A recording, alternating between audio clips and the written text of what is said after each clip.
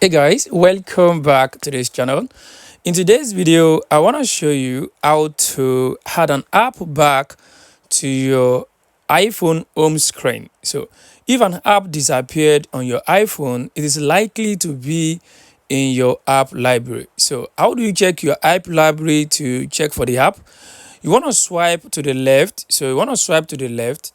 Once you continue swiping to the left, it will take you to this page. So once you arrive on this page, what you want to do here, you want to look for the app that disappeared. You want to look for the app. If you can't actually find the app over here, if you check the top of this place, you're going to see a search bar over there. I want you to tap on that search bar. So once you tap on that search bar, you want to search for the app you are looking for. Let's say we are looking for Access Bank or anything you are looking for, just want to tap on it.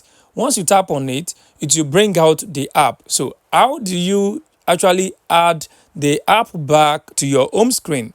The first thing I want you to do is this. Once you locate the app you are looking for, you want to tap and hold on that app. So you want to tap and hold on it.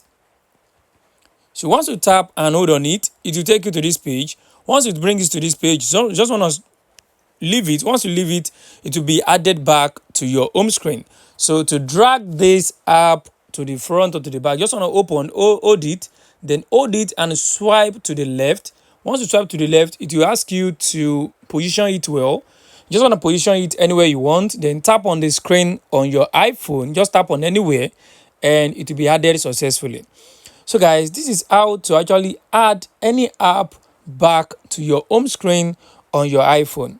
I hope this video helped you. Thanks for watching.